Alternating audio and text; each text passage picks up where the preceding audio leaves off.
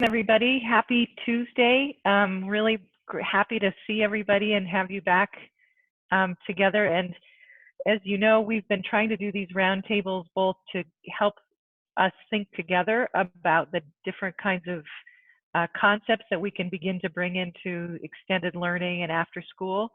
And today we wanted to talk a little bit about math. I know that in our previous conversations, we've talked about that being something that we can support with in a variety of ways, and feel really, really lucky to be able to welcome Petey MacCarty, who is with the U.S. Math Recovery Council. And we have had a long association, largely through the grocery store. I should say that's where we see each other most, but I did have the chance to work with Petey a number of years ago with their work, and so I just know what a resource she is. And so I've asked Petey to really begin to talk about some of the kinds of foundational things that we can think about as it relates to how young people learn math. You know, what are some of those foundational skills, and talk a little bit about their work. And I think when then we can really open it up for questions and brainstorm a little bit about things that you're seeing or things that you would like to either ask Petey or talk with one another about. So with that, I'm going to invite Petey for you to take the stage, and I will put myself on mute. Well, good afternoon, everyone, and thank you again for having me. I am truly excited to be here and to get a chance to meet all of you. And if you have any questions, you can get a hold of me by just going to mathrecovery.org, and my email is simply Petey, P-E-T-E-Y, at mathrecovery.org. And there were some resources that were shared with you, I think, in the email that went out with the invitation and the agenda.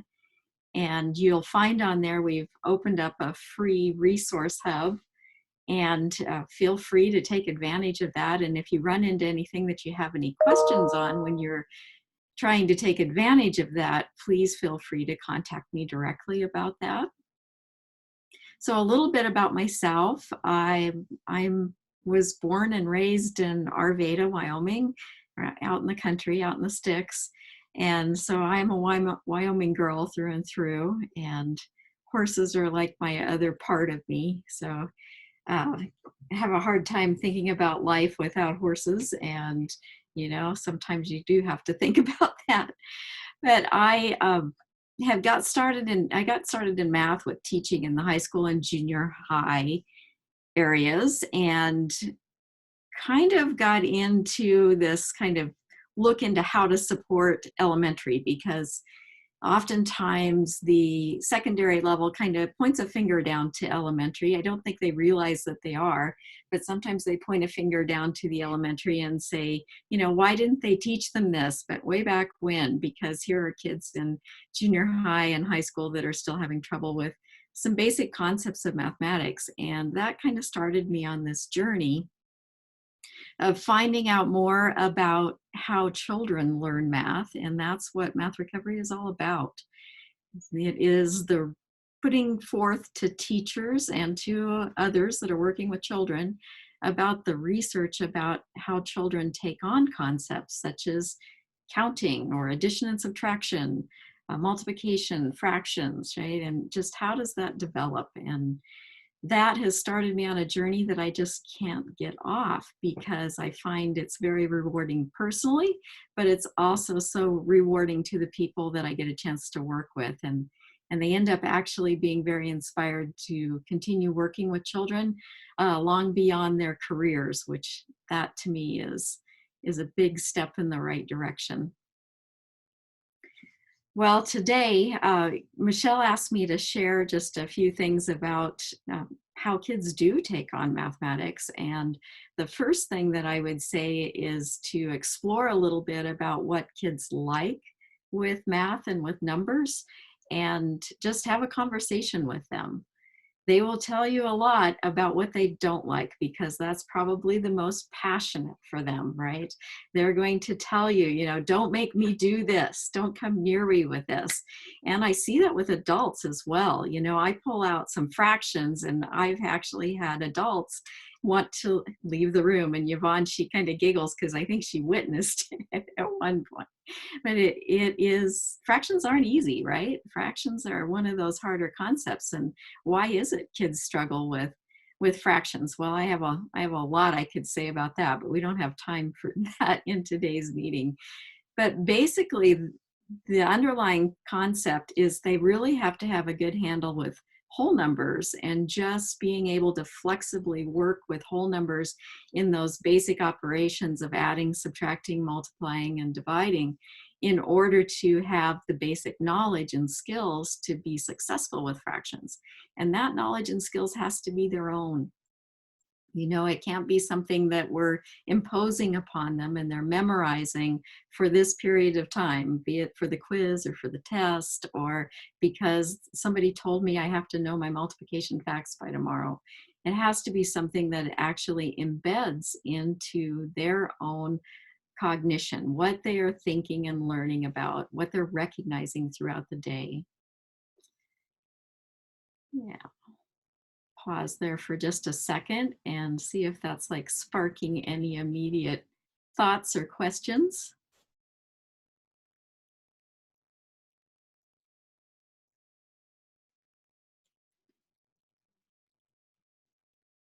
And thinking about whole numbers, you know, where does it all begin? The first thing I could say is counting things. And when you count things, I'm always going to tell people, remember to count backwards. So whatever you do going forward, make sure you do it backwards, even if it's counting by multiples of 3. Get just as fluent with counting forward by 3s as backwards by 3s. Be able to say, what multiple of 3 comes right before 21? Give you a second just to think about that one, right? And put you on the spot. And the idea there is there's the ability to easily extract and have that relational knowledge. Well, if this came right before, I know the multiple that comes right after. So gosh, if I know that 18 is 6 times 3, well then 7 times 3 must just be 3 more, right? And so we can help inspire kids to use the things that they do already know and are comfortable with in order to have access to the things that just aren't quite as strong for them yet. The other thing I think is thinking about the world around you. You know, what can you notice about, even in the room you're in right now? What is there mathematically connected in your room? It might be the window and the shape of the window. It might be the number of corners on that window. It might be that you have 10 pens sitting in a cup holder on your desk, but there's all kinds of things, right? All kinds of ways to explore the world of mathematics just around you. And when you're doing that, I actually would like to ask you to think, before you go working with kids, try to make a list yourself about what you're noticing mathematically in your world. And then you can start the conversation just about the things that you notice. And then they can join in on the conversation with you rather than you putting them on the spot right from the beginning. So Petey, I wanted to add, because I think it's, our last conversation was about this kind of idea of developing language and literacy. And I'm really struck by how much of a complementary opportunity there is in conversation to really strengthen both language and math. Would that be your experience? Very much so. The discourse that we need to engage within, not only just child to teacher, but also thinking about children to children and also children to adults and adult to adult, right? We need to model that language as well. And when we think about things like comparison and contrasting, that is something that we should be doing in mathematics all the time. How is it the same? How is it different? How do you know? Can you tell me one thing that is different about this than that? Right? So you can start looking for some of those things that you would bring right into a writing prompt that would be the same kinds of things that you would be about noticing and using the mathematical properties of whatever it is that you're addressing there.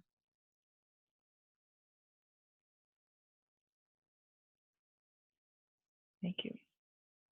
Yeah, it's really about making connections. You know, we don't want mathematical knowledge to live in a silo.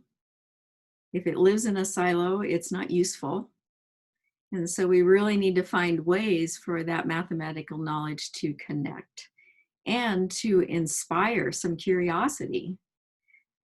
And where does that curiosity come from? Well, a lot of times it is modeled by us. And as teachers, a lot of times we don't, or those of us in the field of education, when it comes to math, we have a tendency to spout off how to do it. Or when asked for a question or asked a question, we will give the answer right away and not necessarily delve into, I wonder how I should start doing that problem. Well, what do you notice about it? What do you think I should do to start solving this problem? Well, how should I write that down? Oh, is there anything here that could help me solve that? Right? And really start looking at it more as an exploration together, a joint exploration, rather than a this is how you do it, now practice it kind of situation.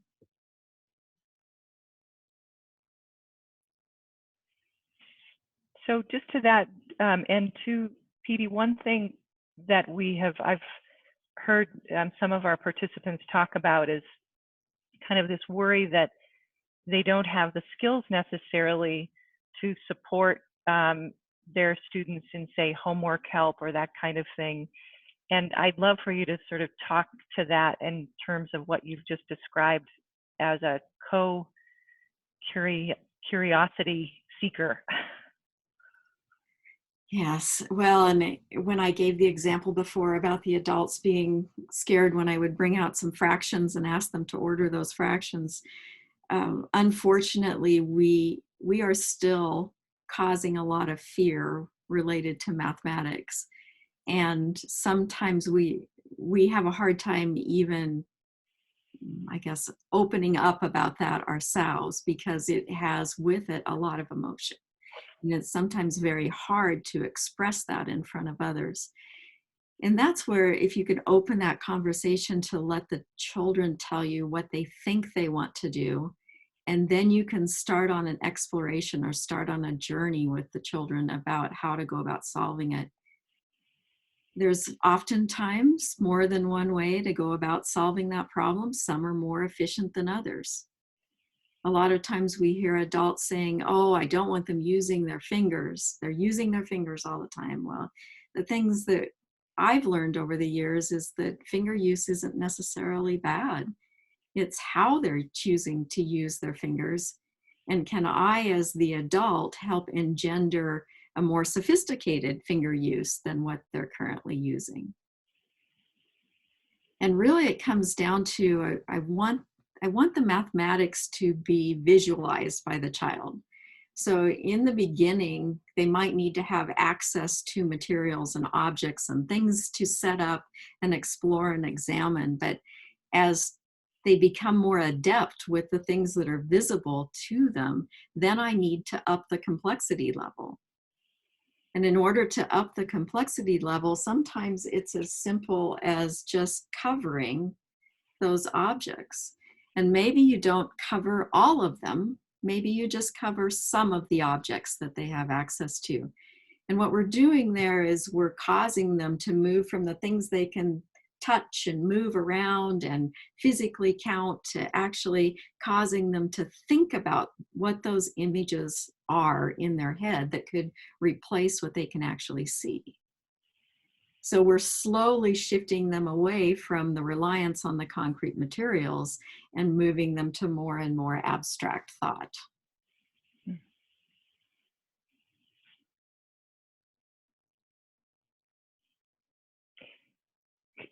Petey, can you give some examples of, I know on the resource page, you have some really wonderful examples of games and really fun things that may do that and kind of make manifest some of that stuff that you just described. Yes, you know, just about any game is going to provide a lot of opportunity, and you can play the game as it is written, or you can modify the game in order to have it be more appropriately pitched to that child's current, what we call a ZPD, zone of proximal development. It's kind of where their readiness for learning is. And so when I look at a basic game, I'm going to be thinking about how is this child going to engage with that. So if it's a matter of rolling some dice, and that's going to tell me how many moves to make on a game board, if those dice are your typical 1 to 6 pip dice, so they have the dots on it, and the child is actually counting those spots on the dice every single time, well, that is actually access to those concrete materials that they might need for a while, but then pretty soon it could become a crutch. And so we might want to up that level of difficulty just a little bit by actually changing out those dice for numeral dice as opposed to dot dice. And that's something that you can do very easily by taking just a piece of painter's tape and just putting it on each side, covering it up, and then writing numerals instead of having the dots on there. It's kind of amazing how just something as simple from moving from the spots on the dice to having the numeral dice can actually cause them to use a more sophisticated strategy to come up with the total when adding those dice. The other thing is how they move on the board. If they're moving those pawns from one to another, we really want to watch and see how they're going about doing that. And this is where an adult or an older sibling or an older peer can actually kind of come in and be primed a little bit for asking some of those questions like, well, I wonder what I need to roll to get to here. Or I wonder how far I am away from winning, right? And some of those predictive questions can go a long ways towards kind of strengthening the mathematics within the game itself. The biggest thing is I think we want to keep it alive, right, and fun, and not fall into a drudgery, right? So if it is something that you're feeling like you have to really make the child do, then we have to ask ourselves, well, is this the right activity for this child? Am I using numbers in the tasks that are actually far too difficult for the child, and so it doesn't allow the child to actually engage in the game? And can I slowly step up that magnitude of the numbers to actually get them into more complex tasks over time, rather than popping them right into the way the game is written with the directions? The other thing I would say is during a game, stop and explain. Oh, I just rolled a 6. That told me I'm going from here to here. That was 6 more. I have 2 more until I get to here, right? So that kind of just thinking out loud and talking through kind of what you might be doing almost automatically can be modeling for the child about the thinking that's going on mathematically in your brain.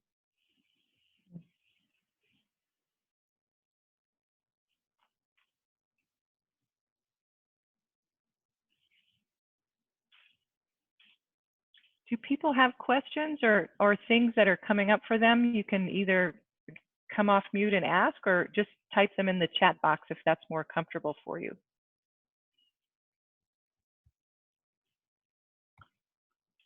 I'll keep asking questions if.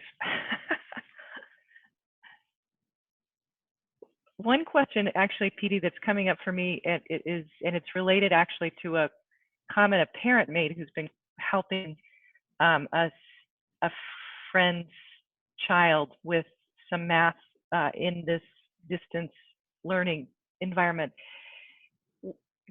Are there strategies when you have older children, middle school or even high school students, who have not really made those underlying concepts their own? And are there ways to kind of back into those with older students?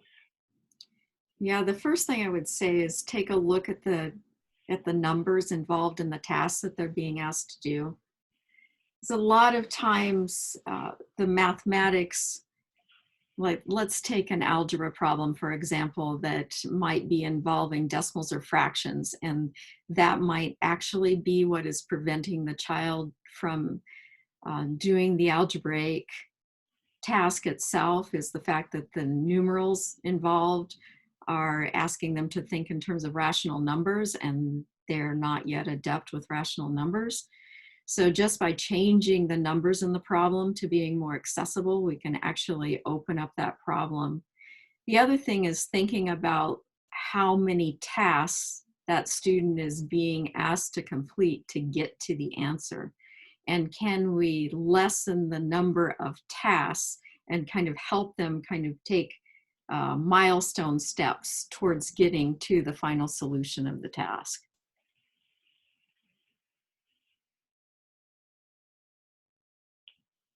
When I think about the, something like along the lines of geometry and thinking about proofs, or maybe thinking of along those lines, then I would really take it back to letting them really think about the relationships and explore those relationships in a more conversational manner before tying it back to theorems and properties and such, Like really explore and find out what they do know. Because if we can start building from what any child knows and then recognize that we want to take this next step and ask ourselves, is that step a gigantic step or is that a small step?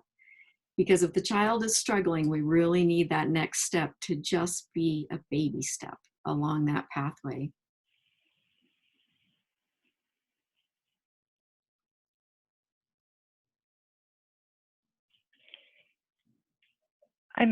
I'm interested in hearing from folks on the call or on the roundtable who have activities for your various ages that you find to be really successful. I'd love to maybe hear some of them, and then maybe get Petey to comment on why some of those might be really great examples of what she's just described.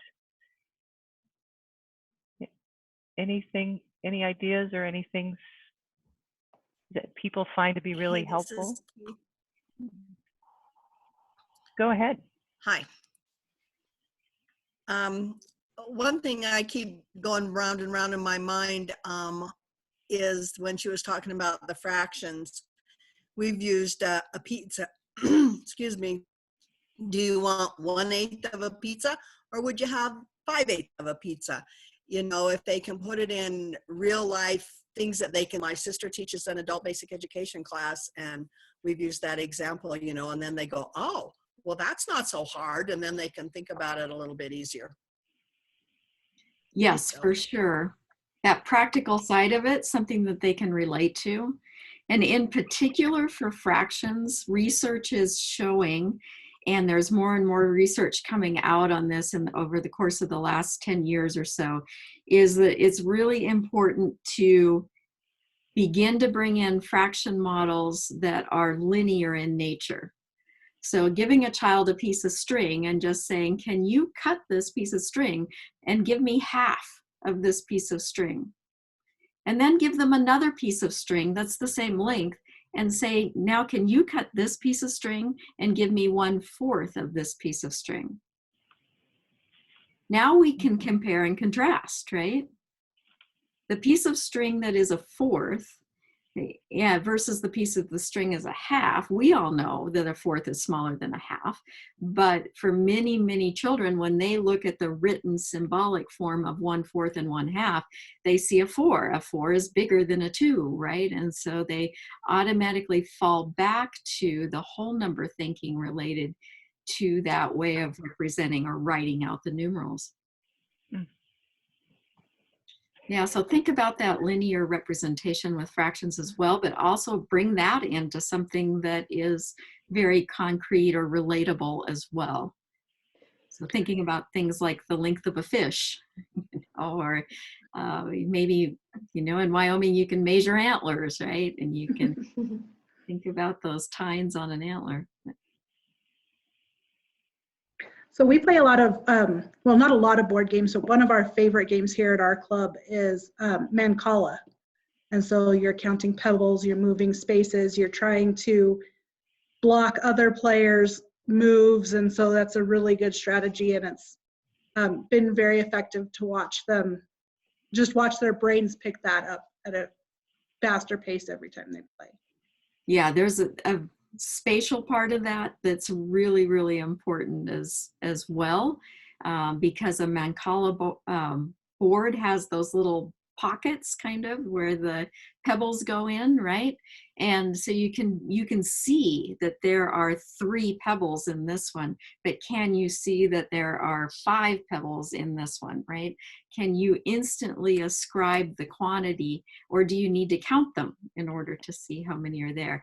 And so that also brings forth the example of how you can do some exploring at any point within the game, right? You can stop and you can kind of talk about, oh, what do we see here? And what does this mean for the rest of the game? What should I do next? What do I hope I get? Where do I need to put my next pebble?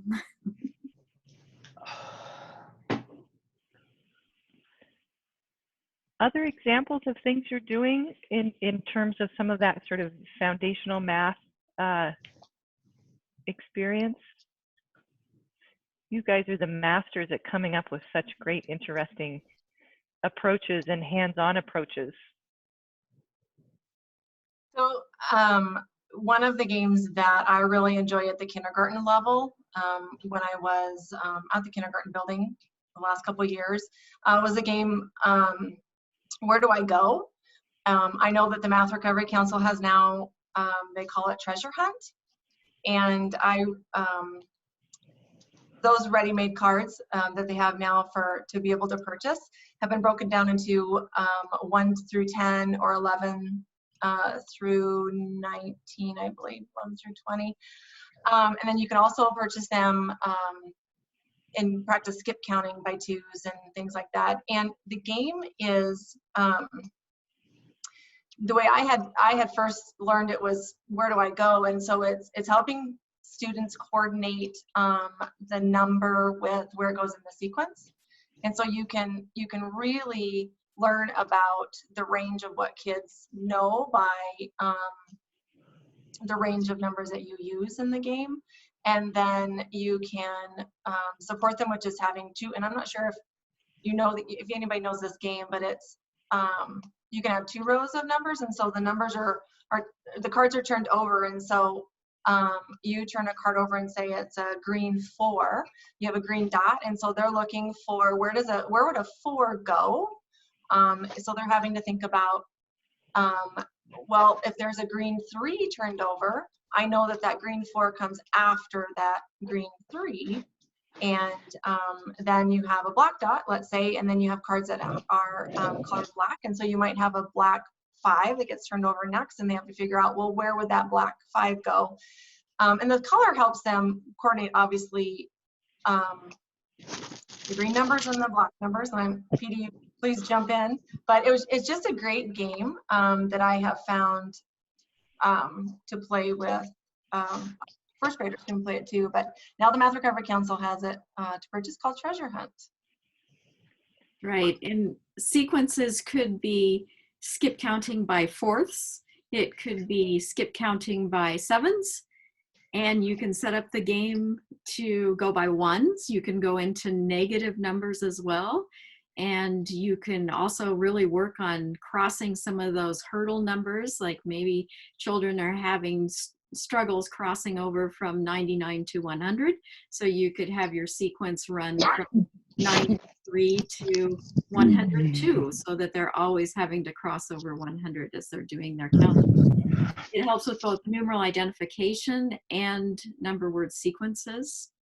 And yes, as anything you do forward, you do backwards. So you just set up the game so that it actually runs from right to left instead of left to right, so that the numerals stay in a sequence that runs from left to right.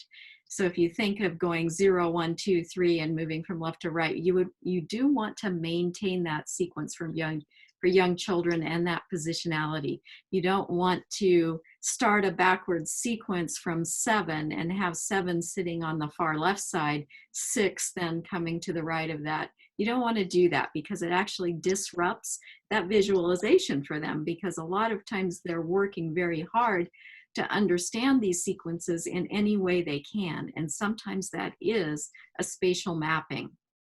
And so by disrupting that sequence too early, by turning it kind of 180 degrees, is going to make life a lot harder for them. But yes, that's a very important game and can be modified to work for a wide range of learners. Mm. Sure. The questioning in there would be also like, well, oh, I just drew a green 37. I know that 37 comes right after 36. Oh, here's the green 36. That's where I'm going to place this card. And so that thinking out loud, right, that verbalizing helps them kind of begin to see the strategy and understand the strategy that might be used there. And they start to mimic that strategy. Hmm. There's a question in the chat there. Michelle, do you mind if I? Oh, sure. Yeah, absolutely. Sorry, I missed that. It's from Paul, and he's wondering, do I find it helpful to really help students understand numbers and the relationships? One thing I have found in teaching math to students is that a lot of them are just looking for the formula. Definitely, and we've trained them that way, right? We've caused that to happen. And so I'll share a little story of my son, who many years ago was in, I don't know, 6th or 7th grade, right? And he was having to learn the formulas for finding the surface area of 3D shapes. And he was so frustrated, right? Because he had all these formulas to learn. And I'm like, well, Ty, you really only have to learn like 3 basics here and figure those out. And then all the others are just variations on that, depending on the shape. And he's like, really? Show me, you know? And he got all excited and figured it out. But this was one of those cases where I'm friends with his teacher. He runs back into class the next day, right? And he's starting to tell my friend about how she's teaching it all wrong. And that's not the situation I was really hoping for. I was hoping for understanding the numbers and relationships like you're talking about, Paul. It's the patterns in the number system that really open up the beauty of numbers, right? And really make it kind of a world that children and adults really want to explore and find out more about. And sometimes we try to oversimplify mathematics maybe a bit too quickly. And in so doing, we take it down to these very sophisticated formulas that it actually took humanity thousands of years sometimes to actually come to. And, I'm not saying we need to take 1,000 years, but what I am saying is it's worthwhile to take this one step at a time and help the children better understand the foundational concepts and make those connections, and then slowly kind of ramp them up into the more formal mathematics situation. Petey, as you're thinking about, I'm just thinking about all of us in each of our various roles now connecting with kids virtually in a variety of ways. I'm curious if you have any thoughts about how to do that, or ideas that maybe other people have about how you've been doing that in this realm of mathematics. Well, I'd love to hear from some others. I've been talking a lot here. Do you want to say the question again, Michelle, and then maybe someone will Yeah. So just as you're thinking, as you guys are kind of connecting in different ways. I mean, I know, Keith, you delivered your little greenhouses and different, but how are you making those connections virtually around mathematics, or do you have ideas that are coming out of this conversation that you want to try? Especially in the context of after school. I'll share something. Go ahead, Emily. Oh, sorry, Jessica. Real quick, I'll share something that we used to do at the middle school that I worked at in Colorado. It was a online game called Prodigy. I don't know if anyone's heard of that before, but it's, I guess kind of like a, I don't know what you'd call it, a role-playing game or a kind of build your world game, but it incorporates math into it. And I know the kids really enjoyed, I worked in special education and they really enjoyed playing that, and it taught them some concepts too, and they got really excited about doing the math and playing the game. So excited, some of them actually did it at home. So I think it's just, if you search for Prodigy, I can find the website and type it in the chat box. And I think it's free, or it's pretty low cost.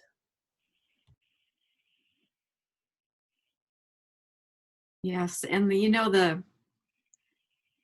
what the adult can do with this is they can push it a little bit more about what mathematics is taking place and help the student recognize the connection with what they've maybe just done in this activity or this game, be it online or a board game or a card game, is they can pull that to what they would be doing within the mathematics classroom, right? So the kinds of mathematics problems look different with what they're playing within that game. So can you actually draw those explicit connections and help the child have confidence that they can do the mathematics that they are being asked to do in the classroom? Jessica, did you want to make a comment? Yeah, I was just going to say, when we had, and I'm sorry for the background noise. We were first here again today, so there might be some banging. But I was going to say, when we had our regular programming after school, our math was embedded in our curriculum. So as students did it, they didn't necessarily know they were doing it, and they were having fun when they were doing it. And now we're offering Facebook videos, daily Facebook videos, and we have a theme for every day of the week. So we do Math Mondays, and those thus far have all been simple games to practice those skills. And we found that kiddos are more prone to do those, and we get better feedback than if we were to do some type of formal lesson. So I completely agree that games are so far the best way we've found to go. Yeah. Free it up, right? Free it up and make it a little more unknown in the beginning, and then bring forth the clarification, right? It's like lifting the curtain, and all of a sudden it's like, hey, yeah, I'm doing math. That's really cool. I can do this too. Another question came up in chat about apps where you can work problems and share your screen with someone you're tutoring online. Yes. We, a lot of times in US Math Recovery, when we're working virtually, we connect our iPads to our Mac computers, and it works very seamlessly, iPad to Mac. Before that, I actually had a little tablet that I could connect through a cable to my computer, and then I could use that tablet with a pen and actually write on it just like I was writing on a piece of paper. There's other things, such as in Google Classroom, that there's something called Jamboard that is an app that you have to go in and activate it. It doesn't cost anything. It's just in the little app section, you can go and you can activate that particular app. And the thing about that is you can put images on there already, and then you can manipulate those images. So one of the things that I've done in there is you can get images of, let's say, groups of 10, bundles of 10, and I can just copy those images. And so then I have like 200 groups of 10, and I can manipulate those all around the screen. I can put a cover on them. I can write. I can actually do some typing on there. I can't write very easily on that Jamboard. And that's where the iPad comes in very handy. The Zoom whiteboard feature, if you're working with that, it works pretty well. Everybody can open up basically a text box and can write in there.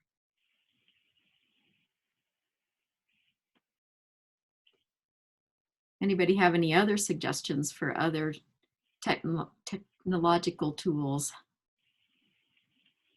Must be getting to the end of the day. I'm having a hard time spitting out the word technological.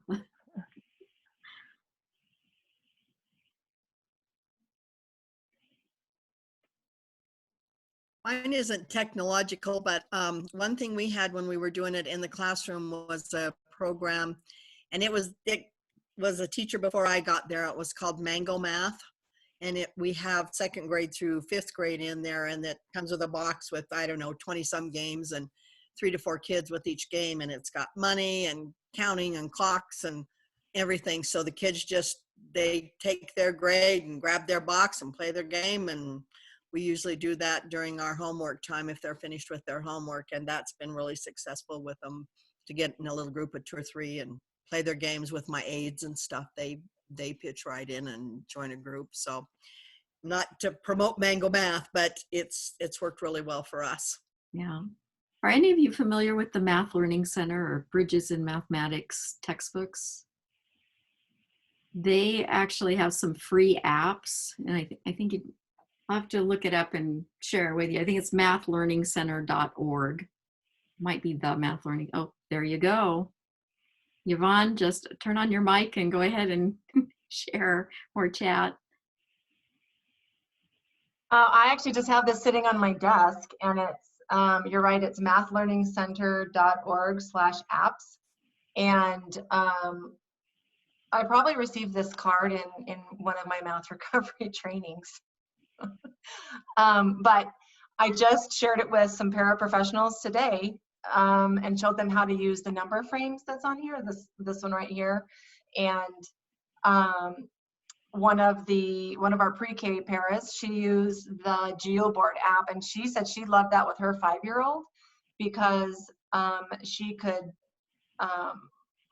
she brought in not only closing in the shape, but then just different questions and things that she was using. And then somehow she said, I don't remember how, but she brought in some number expressions with the Geoboard piece. So yeah, I think it's a great resource.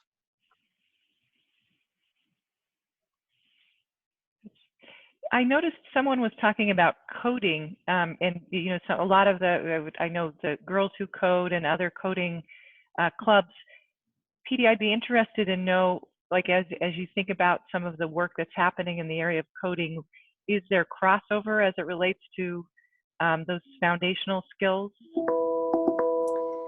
Oh, sorry about that. Most definitely there's crossover because in terms of thinking about it from like a Boolean algebra kind of side of things, right? That way of thinking, if this, then, right? And so those conditional statements become very important in terms of being able to think through that series that needs to be developed within the coding. So definitely a connection, right? The thinking about that in terms of kids feeling like they have that problem-solving ability, right? So putting them into those multi-step kind of real-life tasks is actually a preparation along that way as well. That's great. Thank you.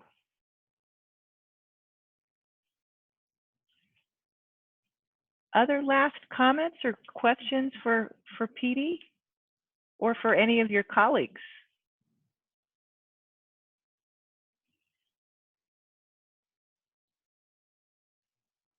I'm grateful for this, and I think is this, I'm curious just from everyone, this is an area that we haven't thought much about in terms of some of our work going forward in terms of supporting all of you in kind of informal learning contexts and how we integrate math. But I'm curious if it's something you think would be of interest to you as we think about developing supports for your work more broadly. You can do like a thumbs up or like, well, I'm not really sure. I'm still afraid of fractions. Great, good. Well, we'll kind of keep pulling. Well, a couple things I just wanted to offer up to, just as an addition. We just heard last night from the Mott Foundation that they have a new app called Mizzen, which is coming out. It's going to be called Mizzen by Mott, specifically with programming, not just in math, but also in all variety of activities for after-school programs. And they're launching it early, specifically because of the situation we're in now. And so we'll make sure as a roundtable participant, you are the first to kind of get the link to that so that you can try it out. We'd love to see what you think about that and if it's helpful to you, but we're super excited that that's, and Petey, I'll share it with you too, because I'd love to, there may be some crossover in terms of ways of sharing what Math Recovery is doing more broadly across the country in terms of informal learning. So any other thoughts or updates from anybody that you want to just kind of give before we sign off? I'm always conscious, as Petey said, it is the kind of the end of the day, and I want to make sure we are respectful of your time, but would love to hear from anybody about how things are going.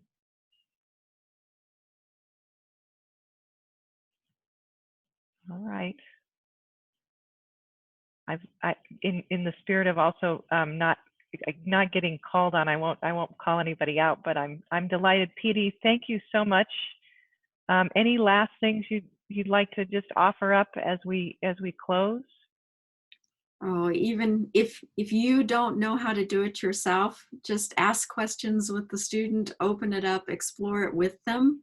You know, maybe together you will come to the solution and the confidence of what you need for that. And there's so much available out there. You know, stepping beyond our own fears sometimes, right, is one of the hard things to do there. And you don't have to have all the answers. You just have to be able to guide and support and encourage.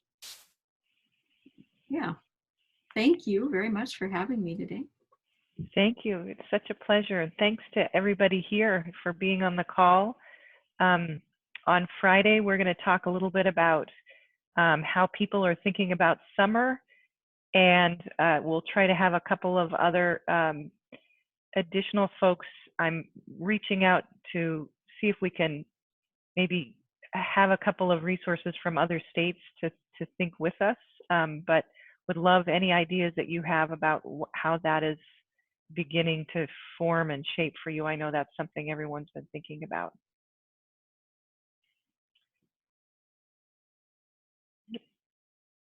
Wonderful. And it looks like we have lots of thanks for Petey too, and so appreciate you very much, Petey. Thanks so much. All right.